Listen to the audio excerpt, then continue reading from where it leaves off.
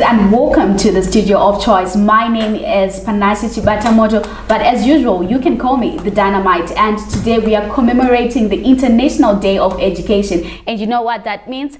I have got many people here, our panelists, our students coming from all over in Zimbabwe to discuss the plight of students in tertiary institutions. And joining me right now is our panelists who are also going to introduce themselves, where they are coming from, so that you all get to know them. And of course, the most important guests, these are the tertiary students that are also going to introduce themselves and tell us what is really happening in the tertiary institutions. And one of the things that makes me feel excited is that they are the ones that are experiencing those things and they know how best to air it out, especially in UZ.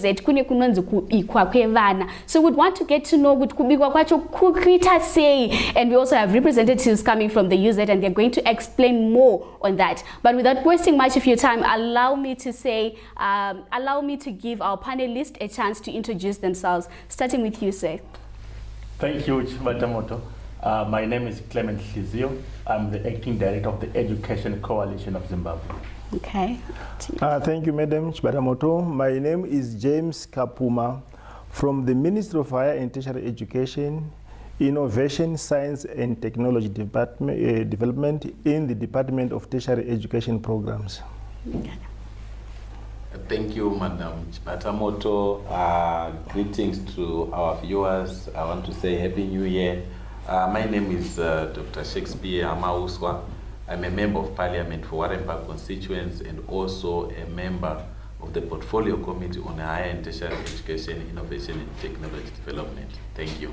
All right, and thank you so much for that. I'm not used to being called Chibatamoto, but anyway, for the sake of, it's fine. So I'm going to read something I have here, which was written by Nelson Mandela. So it says, education is the great engine of personal development.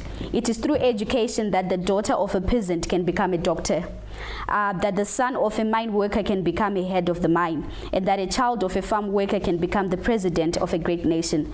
It is what we make out of what we have, not what we are given, that separates one person from another. And I believe that as students in tertiary education, we have a role to play. We have our part to play in making sure that the education system in Zimbabwe is functioning how we really want it to function, and as well as our panelists, they also have a part to play in ensuring that the education system in Zimbabwe is also good enough for the students to express themselves, to go out there and become the people that they want to become in their lives. So I'll start with you guys from the tertiary institutions. You can just introduce yourself so that people who are watching you now get to see you and get to know who you are, where you're coming from. So first and foremost, I want you to tell me, what are some of the challenges that you're experiencing in tertiary education, be it in form of accommodation, in form of meals, it's in form of fees, just anything that makes your heart tick, or maybe something that makes you run goosebumps all over your body to say, this is what is happening at tertiary institution that you'd want to share. And it's, my name is Nejo Tim Zongom, and I'm from Polytechnic College. So I'll just attack on the issues, the imminent and pertinent issues which our students are actually facing right now at this point in junction. You see what? Let me be mixing Sean, right? No, it's fine. They say Sean has got aggression, and you know zika. Education, it was for selected. For the selected individuals, and you could say isolation. Later on, there was inclusivity. It was now education for all. Henceforth, by that, we have actually realized that we are now more like a literal nation, whereby they are now capacitated in net zero. And the capacity in net zero was from Form 4 to upper, unlike what it was before. So I will tackle on the issue of accommodation in Bitcoin. Accommodation is capacity of never colonial era. Now, Mazwano Tawanda was this issues, the accommodation, my institutions, and indeed, it's something to face as I want this which address the children. Not getting deep into the issue of my accommodation and transport costs. I was Okay, maybe just to say something on that. I want to really understand the impact of accommodation on education. So let's have more on that, Tembani. All right. Thank you very much, and good morning to everyone, the students and our honorables here. So, as my colleague here said, education in tertiary institutions is a problem. Not only because I think as young people, sometimes we fail to get accommodated at school. We have to stay in areas that are distant from school. But even the quality of education that we end up getting is really terrible. It's not something that is conducive for our learning.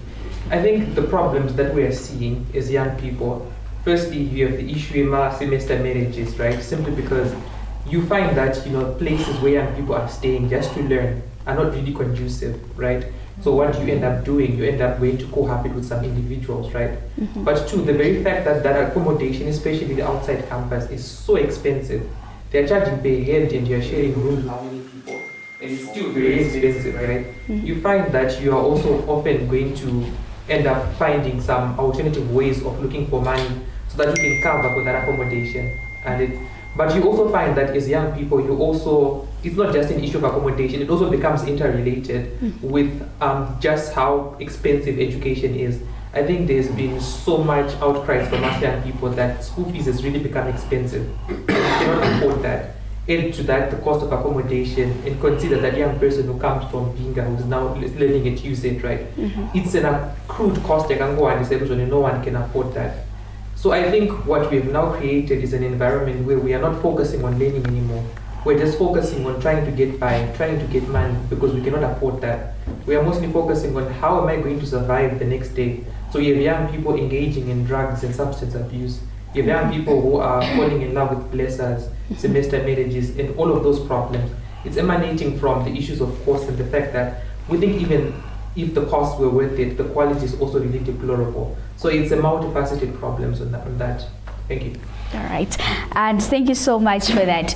Maybe just to give a comment, can we have somebody coming from not in Harare, outside Harare, to give us a comment on the situations that they are facing in terms of accommodation and fees? Let's see if it's the same or it's different. Thank you very much, Dynamite. My name is Nyasha Mwanda from MSU, former Minister of Gender and Social Affairs, and currently the Senior SLSC Advisor of the Student Representative Council.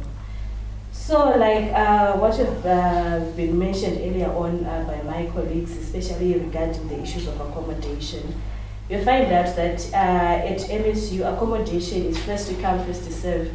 First to come, first to serve only to those students who have fully paid up their school fees. So you find out that most of the time when we open schools, most of our students have not yet paid their school fees. So it's really a challenge for them to secure accommodation, such that you find out some of my students who are coming from families and a little bit well up are the ones who end up getting accommodation, whilst those who are extremely struggling are the ones who are now forced to stay out of accommodation on campus. So you find out that there have been a lot of cases which have been reported and some which have not been reported regarding the issues of sexual harassment and gender-based violence. Like what Tembani Kumalo mentioned earlier on, the issues of cohabiting. You are coming from a background which is not financially stable. So you are trying to fit in at the end of the day. You want to have food, you want to have proper accommodation, you want to have transport from wherever you are staying to the campus. So most of our students are struggling, especially in that area. And you also find out that right now we are enrolling so many students in tertiary institutions, especially after the policy that was introduced to say, I'm not disregarding it, but right now we now have more numbers going to the universities, even from points of 2 points, 10 points, 15 points. So it's so hectic and bizarre, and everyone wants to be in that space. So you find out that our accommodation, Yatanga Tinayo previously, does not match with the numbers that we are recruiting at our colleges. So you find out that in as much as we might try to say first to come, first to serve, it might not be even 15% up to what we can accommodate our students in. And then you also find out when we are talking about the issues of school fees, most of the students in government institutions like myself are students from middle class families, are students from child-headed families.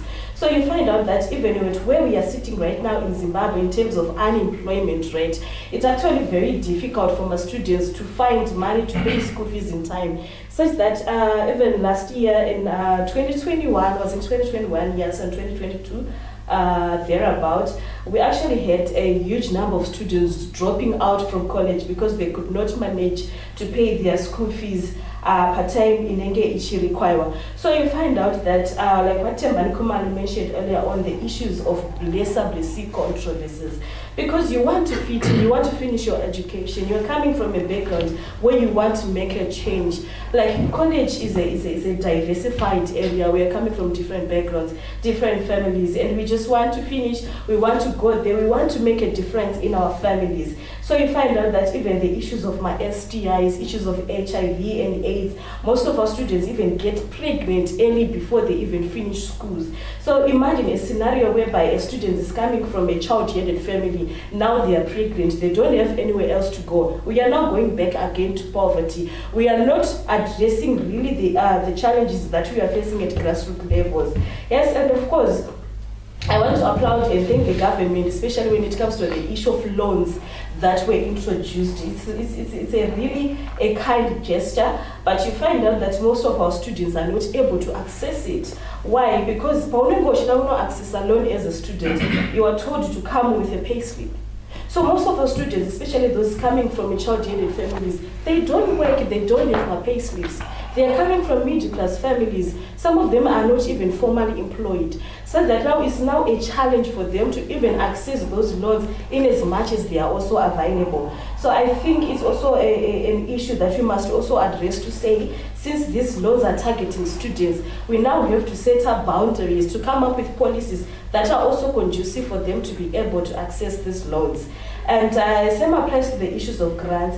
You find out that when our students are coming to college, especially the first years, we orient them about what MSU is, what they are going to do, what to expect and what not. But we are not really educating them on the available financial facilities that our own government is providing for them. And sometimes, of course, I'm in the SRC and I am a student, but I don't have much expertise in the services that the government is offering. So maybe probably it's just a suggestion to say, if it's possible for the government officials and whoever is responsible for the issues of loans and grants to come at the grassroots level, especially when we are having ones coming on board, and to take them through, explaining to them on how they can access these grants and loans.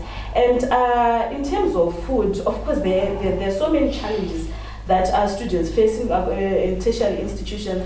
But right now, in terms of food, it's really not a challenge at MSU, because we've managed to address these issues considering different backgrounds that our students are coming from. You find out that we have meals from as little as 25 bond and no Sazanima Zai. Of course, you can't have Sazanima Zai throughout the whole week, but then it's something that we can really look forward to. We cannot have my students and end up my lectures on an empty stomach.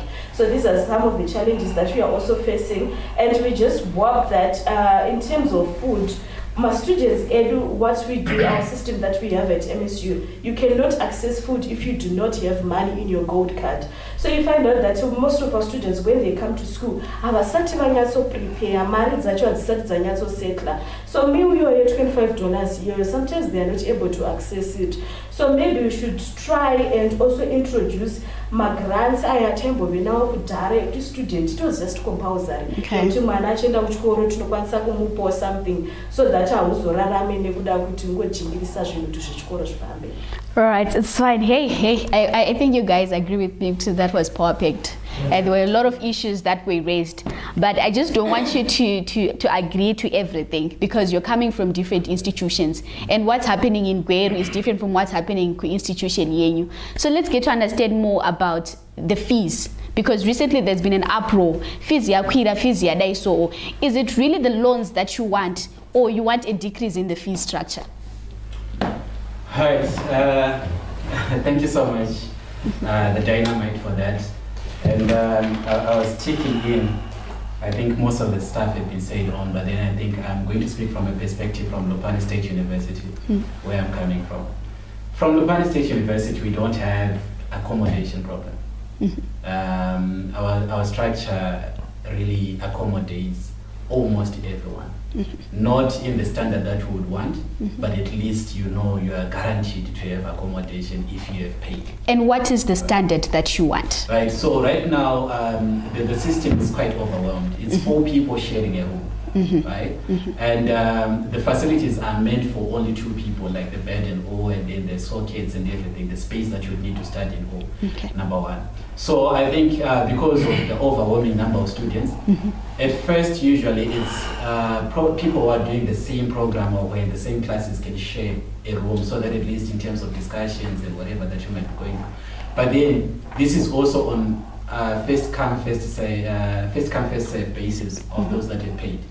So most of the times, if you haven't paid on time, that means you're probably going to be thrown into a different faculty place, or that kind of stuff. And you can imagine that how that has an impact on your studies. I'm doing humanities, and I'm probably sharing a room with people who are doing engineering, right? When they are doing their discussions, when they're doing that space on its own is just limited, right? So, but basically what I'm saying is, as long as you are paid, they say 80%, you are guaranteed to have a room. Now, the meets and greets is now another issue that can be dealt with, or that can be arranged. But in terms of fees, Lupane State University, it's a state university just like any other, but our fees are robust. I don't think there is a state university that has got such robust fees like Lupane State University. I think other universities, they are ranging from, I think, about 80,000 to 200,000, but ours now is 446,000 RTGS is for the revision. And that's way too, like, if you to check all other institutions, you wonder like what's happening with this. But then also in terms of the fees breakdown, they talk about the school being still new and the building, the levies and everything. But all in all, it's just money that is being expected from me, and that on its own is a disadvantage. And also we're saying 426K has to be paid for me to get accommodation. And also it's a rural setup. I don't know if you guys have been to Lupane. There are no other places where you can squatter, or you can, you can stay outside the school. Probably the closest is Lupane Center, which is like almost about 5 to 8 kilometers away. Like in actual accommodation, you can't find it because it's just a small town. So in a way, you are forced to be at school. That's number one. Number two, our accommodation, our fee structure at Lupane does not accommodate the meals. The meals, you have to pay them daily as you are getting the meal. And the cheapest meal that you can get is suds and beans, which is something like 700 baht, right? And if you want probably other meals, they range from 600 to almost 1.9, which is 2,000 if you think of it. So on top of the 426K that I'm supposed to pay, I'm supposed to have a budget of almost 3K a day just for meals, right? Number one, you are not allowed to cook because the institution and the setup of things, you can't bring your own stuff. The moment you bring even an electric jug, electricity goes down the whole dome. Okay. So you're forced to actually go and pay that. If you don't have the money for it, you're going to suffer. You're not going to, So for us at Lupane, that has been the biggest challenge. But let's look at the theme of this year as we are celebrating International Day of Education. Let's look at education as a human right. Let's look at education as a child right. Let's look at education as a fundamental right. Let's look at education as a driver to economic development. And all that we are saying, I feel like it has to be in the mind of the government as they will be making plans, right? Policies, when you talk of policies, we are saying the government has a certain plan on this. And we feel like issues to do with accommodation, fees, meals, as it is right now, the system tells you that the ministry does not cater for that. The ministry only regulates the tuition fees. But all other levies that can come with that, the ministry doesn't regulate. It has to be the institution. And that's very problematic because that's the reason why at Lupane we now have that much amount, because it's not regulated by the ministry. I actually made a move last semester during the Zimbabwe International Trade Fair. I went to the stand, the Lupane State University stand, hoping to meet our Chancellor, Vice Chancellor, and I couldn't, but then I did met one or two senior guys who were there to try and explain. Number one, also the other issue that we had, especially on the fee structure, is the communication part of it. Right? You realize that the communication that we are given now for our fees, because we are opening on the 20th of February, the communication that we are getting is dating back to say this fee structure was agreed around, well, for last year, it was we went to school in April, and the date of the stamp was saying it was agreed on 1st of January, and it was published 2 weeks just before you open, and you're supposed to pay 80% for you to access accommodation, for you to even write exams. They even go to that extent to say if you're not paid 80%, you're not going to write. And Lupane has got this weird system that if you're going for an exam, you literally pass through the IT department, tell them the student number, and you pass. You see. So all those challenges are challenges that we are facing from Lupane State University. And I feel like we need to adjust that in the mind of the government in terms of our policies. To say, can we change, especially on the regulations of fees, regulations of these fares and all that. Then I'll bring also to an issue to say, we have students who are not just academically talented or gifted. In my case at Lupane State University, yes, it's a new university, it's now 8 years, but we still don't even have a single field for any sport that you can think of. Literally, for soccer, for netball, for whatever it is, whatever that you can think of. We don't have space for that. We don't even have facilities for that. Let alone, we don't even have transport to say there are inter-universities games that are there. They will tell you the bus is doing A, B, C, D because resources are still limited.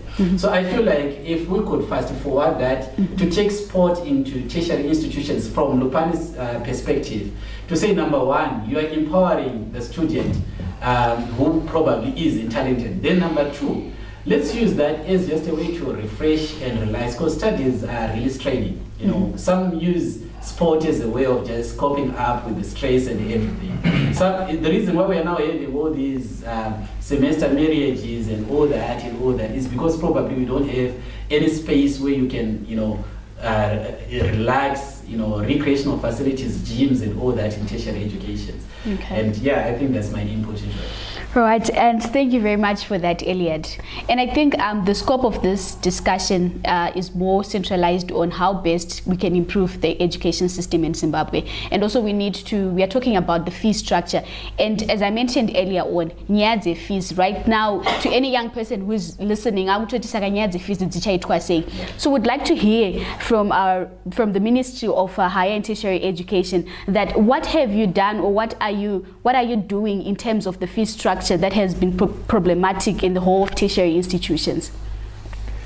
Thank you very much, Dynamite. Thank you for bringing up the issues that are now on before us. It's quite true that we have issues that you have mentioned, but to be very honest, if you can notice, the ministry is working very hard. Is very aware that the accommodation issues is a problem in most of the tertiary institutions. I'm happy that from Lupane, you mentioned that accommodation is there. It is the ministry through the government that has built that structure. And the ministry is working hard to make sure that all universities and colleges have enough, but it's not as easy as yesterday that these structures can be built. We have worked on different ways on how to make sure that these structures are built yesterday. We have the build and operate and transfer program that we had initiated. That is not had many takers. But I think you are aware that at NAST there's a structure that is already there now and is almost complete. It's the ministry and government initiative to make sure that accommodation is available in all institutions. However, that cannot be done instantly because of resources. I think we are all aware that we are thriving to make sure that by 2030 we are going to have a middle income economy where things we hope they will improve. Once the economy improves, it means almost everything will also improve. So it is our initiative and it's our mandate to make sure that things become easy for students. I think for now I'll stop there. Okay, and I would like to give like a follow-up question in terms of all that you have said. You mentioned about the Vision 2030, which is okay and good, but we also need to understand that what about now? Because we are living in the present, we are not yet in 2030. What do you think the students should do now in terms of accommodation? Right, in terms of accommodation, as you have said, I think we need initiatives from institutions and the students together. We are in it together. The students are in it and we are in it as well. I think we need to come and sit down and look into it and see how best we can we can make this manageable. Of course, when we say I'm happy that themselves are saying that accommodation is given on who has paid first, and I think it's a fair way of issuing out accommodation, because it's not reserved for other people. On that one, I think I'm happy that the institutions are doing it fairly, that they give it to someone who has paid first. Why to someone who has paid first? It's obvious that they are running costs attached to the accommodation.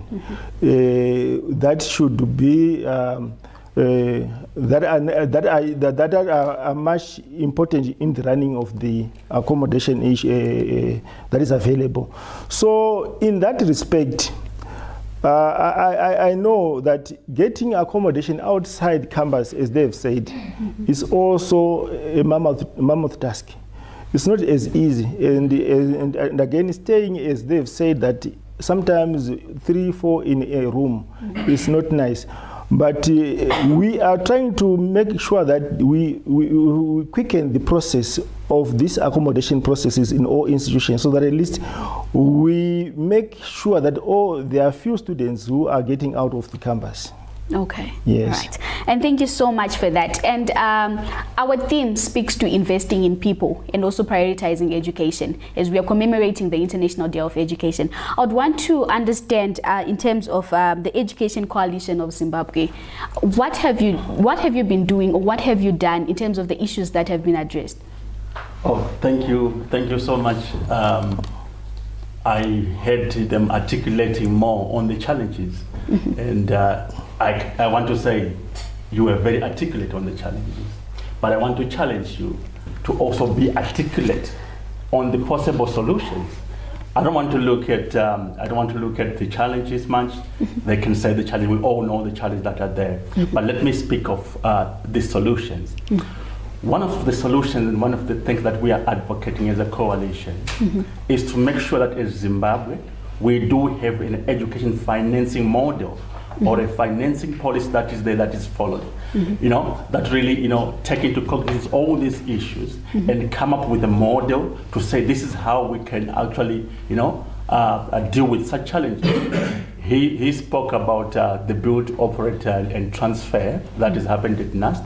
For us, it's a good thing to say there's a what do we call the PP, the private-public partnerships, in terms of making sure that, you know, accommodation is provided. But if we then develop a model that is then followed and we market it well, then we can have investors that can come in and actually assist us, you know, to make sure that, you know, those challenges of accommodation are also solved. So as a coalition, we look at such issues and we look at you know, the broader policy space within the education sector, you know, stretching from primary up to the higher and tertiary education. So we've been advocating, working with the ministry, working with Honorable Amauswa here, the Parliamentary Portfolio Committee on Higher and Tertiary Education, in terms of coming up with the policies that are actually that can actually, you know, try and solve such issues that you are facing. I still remember Honorable Amauswa, and you said that we engaged when the uproar of fees, you know, came about. We engaged and say, can we come up with a policy? Government can come up with a policy and advocate to say, how can we solve such problems? Because for us, when I was going to school, and I'm lucky to have been in the same school, in the same stream with the honorable doctor here.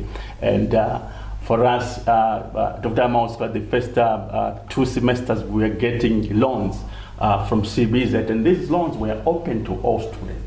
To say, as a student, when you go to university, you actually go and get a loan, pay your fees, pay your accommodation, and get a payout for that matter. I still remember, we were actually arguing to say, lecture no kunda tambira first year. But we then started facing challenges. When those loans were pulled out, I think we were now in the 2nd semester, and the challenges go on, you articulate them well. And one thing that I want to challenge many Zimbabweans, many business people, one thing that I want to challenge many success people, even the honorables here, is to say, when we got those loans, there were loans that were guaranteed by the government to say you get a loan. But I've never seen a single person paying back those loans. Because if we had paid those loans, then that is what was going to be revolving. And you have that revolving fund where other students would come in and also access those loans. So we have got so many people who have actually occupied high levels in the society. Business people, we've got politicians, we've got ministers who have actually benefited from the loan facility that was given by government but did not pay back. When you don't pay back, what it means is that another generation cannot then benefit from such a facility, and then it died down. So I'm challenging to say, those who have accessed loan, let's pay back the loans, and so that this loan facility, learners will also benefit from that. The government then tried to introduce the cadetship program, where they were saying for you to then access your certificate, you have to pay back the loan. But that did not happen. People were waiting for I think it was the 8 years to lapse so that you can just go and get your loan. So you find that when that happens, then we are creating, problem for the generation that is to come. So I'm challenging, as the coalition, that we are challenging to make sure that, those who have accessed those loans pay back. And I've been saying, Mr. Kapuma, calculate my money and I'll pay back, so that others can actually, benefit. Because those are the models that are there in terms of, financing, to say, we have done a study in Southern Africa to see what are the models that are there, what is working in South Africa, what is working in Kenya, what is working in Zambia, and we have found that there are so many models that are being used, and we are working towards coming up with our own model that will say, if the ministry adopt this model in terms of financing of higher and tertiary education, then we can actually eradicate all these challenges that we are facing. Because all these problems that we are articulating today are emanating from a financing perspective. It's because the state does not have money to actually give to the universities to make sure that they subsidize in terms of the food that you're getting. So I've always seen people advocating to say the government should put more money, the government should put more money. But my argument has been to say, yes, the government has to put more money, but if the cake is small, if we are to be given a pizza here, if the pizza has got small pieces, what it means is you're going to get a small piece. You are going to get a small piece, and obviously it's not going to be adequate. So what we need to do is to focus on making sure how can we make the cake bigger. We need to focus on making sure that coming up with a policy that makes sure that government collects more revenue and then allocate more revenue to this challenge that we are facing, rather than actually saying government should do this. Government from what source? So that has been what we've been doing at the Education Coalition of Zimbabwe, and we believe if we get support into this, and I'm happy that we got the support of the ministry, we got the support of the Parliament Portfolio Committee, and I'm sure one day we'll solve all these challenges that we are facing. And also critically for us, are issues of engaging. Students sitting down with the government, engaging and understanding these challenges. Not to take a stance where we say, my students are on it. Let's listen. Let's listen to to the students. These are the challenges that are there, and also ask the students, what do you think would be the solution? Because you guys, you're getting innovation right, and the ministry has got now innovation part of it. So it means is for every challenge that you face in society, then you have to be innovative and come up with solutions and proper solutions to government, and government should accept that. Then we move forward. Right, and thank you very much for that. Moving on. Here we are just discussing, right? Everybody is saying their views and their opinions, but also it is important that as we say these things, there is need for policy formulations to address some of the things that we are discussing here. So I want to understand from our honorable, what are you doing when you get into the parliament? Are you discussing these issues, or you're discussing something else which is totally different from what we really want? Because at the end of the day, we believe that decisions that affect us should be made by us. Okay, thank you, Panashe. Also, thank you to my colleagues. I also want to appreciate our students, how they articulated the issues affecting them regarding their welfare, accommodation, and transport issues. From a parliamentary perspective, as a portfolio committee on higher and tertiary education and technology development, we have received petitions regarding to the issue of fees. Then we accepted the petitions, we called in the student representatives, they came to parliament, they did their submissions. After that, we also visited tertiary institutions, looking at two issues, quality education. Then we also checked on the issues to do with reproductive health and health issues on higher and tertiary educational institutions in Zimbabwe. Then we came up with recommendations. But regarding to the issue on the table, we also met with various departments, the ministry. We engaged also with the civil society, like Mr. Hizio said. But in terms of our recommendations, we also implored the government through the Ministry of Finance to also give adequate resources for loan for fees facilities. But this year, when we were debating the budget, we struggled to convince the minister to increase the allocation on the loan for fees facility, whereby we have more students accessing the loans. And there was also a misinterpretation, I think, when we engaged the ministry, because we were made to believe that the Ministry of Finance had allocated certain funds, yet the funds were actually generated by the universities themselves through their innovation approaches. But now we are still pushing, and the Minister of Finance then said he will see how he can play around the figures. He refused to increase the amount that was allocated for the Ministry of Higher and Tertiary Education, but we are happy that he said he will see how to play around the figures so that there is something for the students. I'm not sure now on the actual figures. I have to check, but there is something through the loan for fees. There is also another approach by universities whereby they are saying it's work for fees. We want to hear from the students. Are they appreciating, or to what extent are they appreciating the work for fees approach or system, so that they will be able to work during the vacation and maybe pay for their fees. As a committee, we are also on record imploring the state institutions to say we are calling upon the Ministry of Finance to allocate adequate resources towards innovation hubs. How much are you generating, so that you also cover certain costs through the funds that you are going to generate through the innovation hubs. So we are also imploring even the industry to also come on board and partner with our state institutions, higher and tertiary institutions, whereby business people can also inject funds and work especially through the apprenticeship programs or attachment, where they can also assist in making sure that the funding is of higher tertiary education is transformed.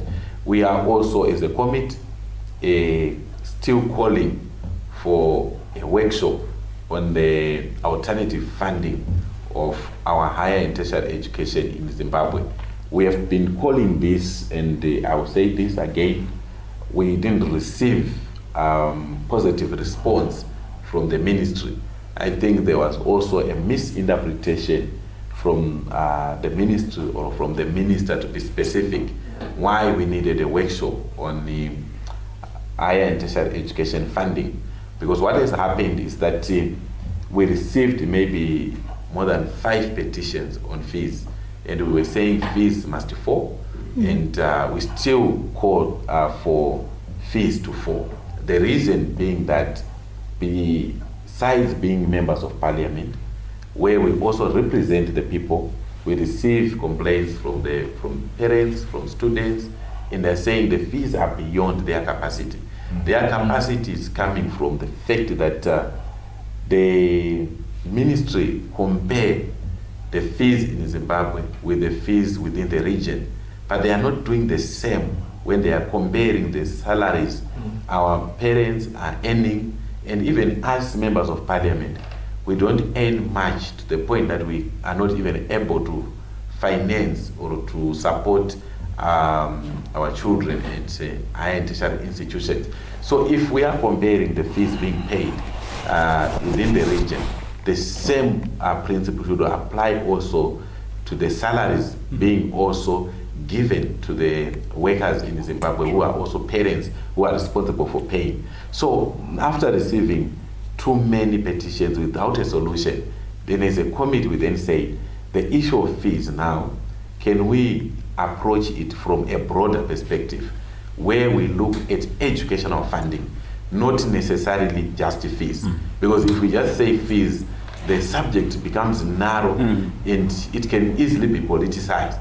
And it is something that we were trying to run away from. And we say we need, sustainable solutions, where we are going to have a workshop. We were going to call the civil society, we were going to call the business people, we were going to call those who benefited from the grants Mr. Shizio was talking about. I benefited, I think it was one semester when we benefited, and we were shocked the following semester that we were supposed to pay fees, and they were actually beyond, the reach of our parents. And a lot of our colleagues had to withdraw. So this is actually a challenge. So we still call for that, and we pray that one day the Minister of Higher and Tertiary Education will see sense in our calling for a workshop on coming up with an alternative funding model for higher and tertiary education in Zimbabwe, because it's broader. It includes the issues to do with transport, it includes accommodation, and when we hear of semester marriages, as a parent, we are disturbed. It's something that we are not happy with. We have heard of students from Belvedere, where I stay, are losing their laptops when they are moving maybe from campus, going to their place of residence, and there is no security. So there are a lot of issues, health issues at heat. You'll find that an accommodation with 3 floors, there is only 1 toilet that is working. So it's terrible. The food they are being given, it's not of good standard. Some they have to buy food. So you will find that the blessers now flocking to the universities, making a prey of our young, female students, something that is also not good. So we hope that this year we are going to have more engagements, and we will be able to say we raise the loan for fees maybe from 2 billion to 5 billion, so that we are able to tell the people of Zimbabwe specific figures. We'll also be able to tell even the Zimbabweans to say, we have engaged this bank and we've built 5,000 rooms for accommodation, so that we are giving specific, say we are targeting, say maybe 10,000 rooms for our students, and the backlog is maybe so much. I think that way our students will be happy to see us also going back to Parliament, because we'll be coming back to them with tangible results. Thank you. All right, thank you so much for that. And you mentioned a very interesting point about the Work for Fees initiative. So I want to hear your take on that. As students in tertiary institutions, what do you have to say concerning this issue? Many are called, few are chosen. Exactly. So you see that there are 20 students getting to work for their fees, while the rest of the thousands are not working for their fees. In the times when you on Pisa, you can work for half of the fees, while you're paying less 450K, which is working for 250,000. When can we actually assess the other 250,000 now? So the one who many are called by few chosen. At least more ones are let's say at least out of a class of 100 students, at least 60 to 70 can work for their fees. Okay. Thank you very much. I think at MSU we call it students on employment, and I think on our end it's really working positively, because we have seen a lot of students actually responding to it. So what we do at MSU is students on employment are to track with the students themselves. Sometimes we had a challenge, an application system made process yachona. Our students were complaining that, my fellow colleagues rather, were complaining which is exhausting and it's tiring. So the university now tried to come up through the Student Representative Council initiatives where students can be able to access and apply for students on employment freely. So far we have so many students benefiting, and I think it's working. So what we do is students edu on employment speak about departments anolwaza. So you find out that vanenge vachisanda kunana library, vanenge vari kunana cantina, vaendeswe ku agriculture, so that kana ya time yekuti vachienda kuma lectures out, they are not tired and they are not exhausted. And during my period in exams, they are given time to break, to rest, and or to also study for their exams. So you find out that in most cases, the actual period that they are given to take a break from work is 2 weeks before the examinations. They are not going to work and they are not doing anything. So what they benefit from the student unemployment is free food, free accommodation, and school fees. And I think the process so far is fair. And we've also introduced the system of janitors. So rather for us to employ people who are outside MSU, MSU has now taken this initiative to employ its former graduates. Now to say, student employment, now that they have graduated, where are they going? What are they going to do? So it is now the same students that we are now taking back at MSU. It was also an initiative that was also introduced by the Student Representative Council to actually have our former students as janitors, so that we have that process in continuation, being able to identify those students in need, solutions. I'm also happy to have the parliamentarians here and the honorables.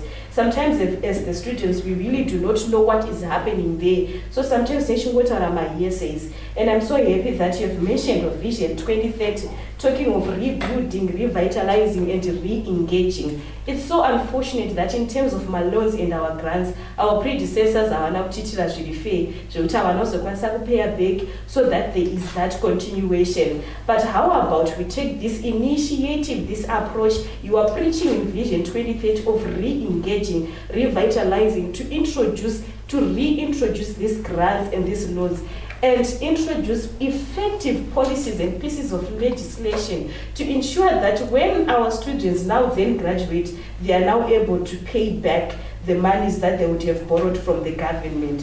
So I think for us to keep on dwelling much to say there were other people who were before us and not able to pay my grants, edu atenge takavapa, and then with the mantra that we are also moving with right now, I think it won't be quite fair on our side. And in terms of school fees, this is what the students want. They want a payment plan. You find out that at MSU now, they require our students to pay full fees to acquire accommodation, to be allowed to come back on campus. Previously, it was better because students had payment plans, but now it's no longer there. So if the government, through the Ministry of Higher and Tertiary Education, is able to now come and engage with this, I'm very happy that you also talked about dialogue as a way to go, to also come to the universities and engage and talk with the students to say issues of payment plans might have reintroduced, so that you also lessen the burden on our side, on our parents and on our families as well. And we are also advocating for the government to allow those students who have not yet registered to access the library. You find out that at MSU, kana usina ku register, awukwanise ku access at the library during this period you usina ku register. Pamwe to register pasara 1 week yekuti chinonyora exam, data hauna, content hauna, of course wazokwanisa kubhadhara school fees. So maybe if the government can assist us now to say even mwana asina ku register can at least access the library, which are consequent information, so that people know later on.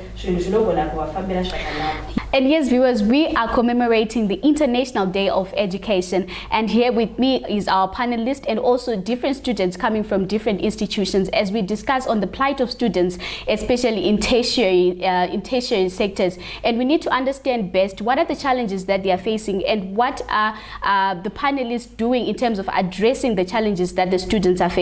And it seems like we have done most of the talking, and right now what we need is for our panelists to tell us if there are any steps, if there are any actions that they are taking to address the needs and the challenges that the tertiary students are facing. So right up now, we're going to take a short break and we'll be back soon.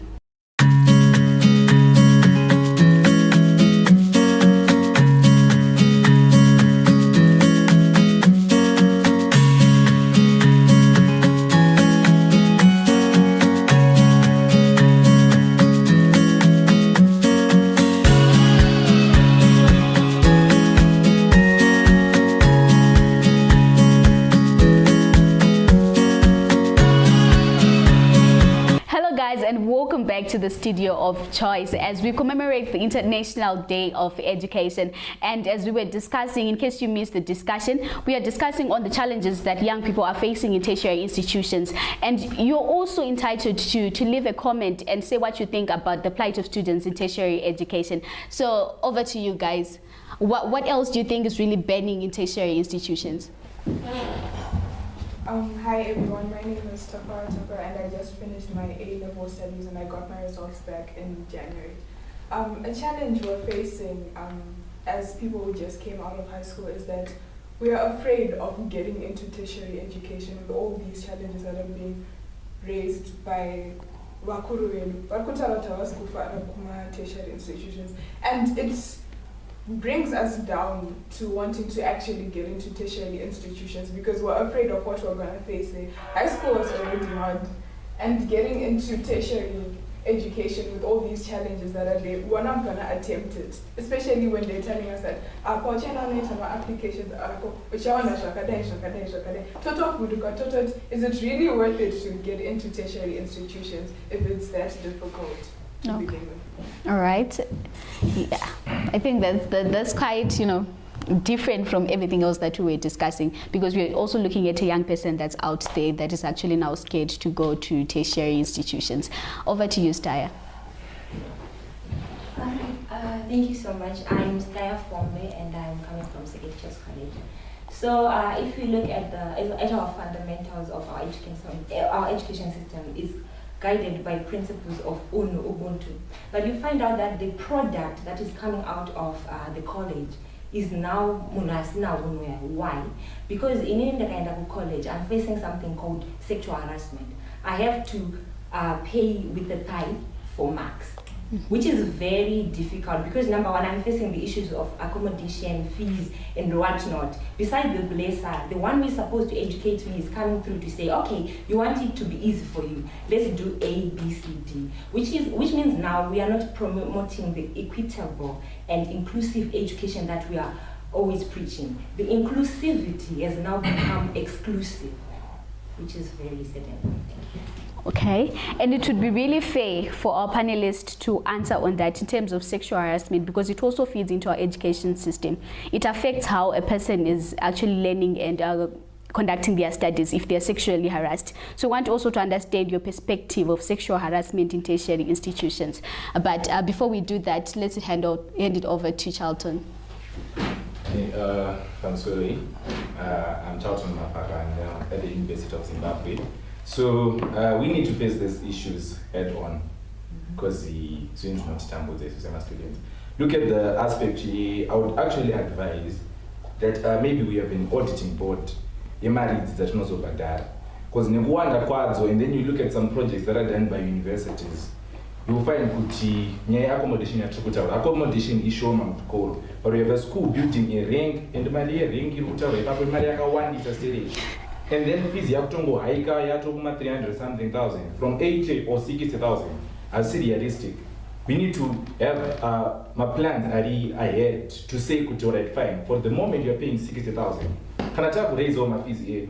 We don't just bloom so at least let's go stage by stage. Because you can say fees from 60,000 you have to come 300,000 as bad. And then also on issue sexual harassment, we need the government to come in and make sure the welfare of my students is actually upheld. Because in the sexual harassment, pakusiya blesa achitopinda pagate nemota yake achinotora mwana mchikoro ndopazviri kutangira. It's very wrong. Because we as students, we expect alright, inini semwana komana, how am I going to take the situation iripo? Vasikana vakuyozotorwa nemablesa oenda kusiya pagate achipinda. It's actually wrong pachezazo. So we need the systems in the schools and the government to implore kuti baba vanichichi, as long as you're not related kumwana wakuyozotora pachikoro, you're not allowed. Because wamutora waenda naye kubawa mangwana arikudzoka examination already arikudzoka late, you don't know what you have done with that kid kubawa kwamaenda naye. You have harassed the student, but because arikuda kuti akwanise kunge achidzidza, arikuda kuti akwanise kunge achibhadhara fees, she's just going to give into that. So we need the government to take action on that. Thank you. Okay, so in other words, vari kutorera vanhu venyu. It doesn't help to see a sister crying mangwana over something. Okay, and let's just have a quick one from Eliad, and yeah, because I see you're burning. All right, I want to put an idea to say the government, when they're doing the plans or the budgets, at least make the budget number one just for education in general better, you know, so that at least some of these all challenges can be covered. Then number two, let the government also pay our lecturers, because this type of marks that's happening and leaking of papers and everything, it's, you know, distorting our education system because of probably the lecturer doesn't have money. I'll give an example of what's happening in Lupane last year. I don't know if it's going to happen this year again. But then we had law students who literally missed a whole semester because the lecturers were not being paid their money. They say our contracts are only to teach the conventional, not the block students. So I feel like when the budgets are being done, that has to be catered for as well. Okay, thank you so much for that, and over to you. Thank you so much, Jenna. All right, my one is just going to be a quick one. All right, okay, we have now agreed from what my fellow honorable has just stated earlier on before on the rising up of school fees. He actually stated that its purpose is for the school to be modernized or maybe to be rebuilt. All right, so now my plea to the panel and to the ministry is this. According to the Vision 2030 of His Excellency, who happens to be the Chancellor of all universities, he says and states that we should be an upper middle class economy by the year 2030. So how then are we going to attain that as the graduates and the future leaders and the future builders of the nation, since we are the ones who are being trained and equipped to be part of the development process which is happening right now in the country, is may we please try as much as we can to implement that Education 5.0 which has been introduced into our institutions in terms of machinery, in the workshops of engineering, be it is in engineering department or scientific or science department or even commercial department. Let's try as much as we can to apply that practical work amongst the students, so that we won't be able to risk ourselves in producing incompetent personnel after they graduate. That's just my plea right now, because what we're actually seeing in the current status quo of universities right now, it's a little bit so pathetic. it's not actually going in line with what is on paper. Thank you. All right, and thank you so much for that. TikTok time is no longer on our side. So just a rundown of the panel as you go through some of the issues that have been raised. Just a quick one, starting from you. Thank you. She brought in an issue of sexual, harassment that is happening in colleges and so forth. And I'm quite happy that we've worked with the ministry, with the Parliamentary Portfolio Committee in coming up with a sexual harassment policy that is going to look at all these issues and look at how those that are doing that are going to be punished. But for me, the key is to come up with a policy that then looks into all these issues that you're raising up. So we need to make sure that our engagement in terms of policy making, government, parliament, we need to include the students. We need to engage the students. I emphasize the need for engagement, even in terms of the raising of the fees. Let's engage the students because they are the stakeholders. They're the ones that are going to be paying the school fees. So there's need for colleges to engage the students in every move so that the students are informed of whatever is happening at that particular college. If you engage, then you don't have a problem. His Excellency speaking of engaging and engaging and engaging. Let's start from home. Let's engage. Colleges engage with students, and when the ministry is coming up with policies, let's not just come up with policies from somewhere because you've seen that this policy is good, they've been implementing it in Brazil. It might not work here. We need to engage the students, we need to engage all the stakeholders. So my key message is to say we need to engage all stakeholders so that we can actually do away with all this challenge that we are facing. Thank you so much, and over to you, sir. Thank you very much. I take note of the challenges that we are facing, and we have taken note of what you have said as well. We will make sure that we develop policies that will address some of these challenges that we are facing, so that at least it won't be a thing of every day coming up. So policies should be developed, and I think this is what we are going to do as ministry, to develop policies that address all these challenges. Okay, thank you. Okay, thank you so much. I think we, as the Parliamentary Portfolio Committee, we are going to follow up on what the ministry has promised, because we play an oversight role, and also continue to push for more resources to be allocated to the Ministry of Higher and Tertiary Education, since it's now going to play a vital role in transforming the economy through the innovation and development part. But also I want to comment on sexual harassment.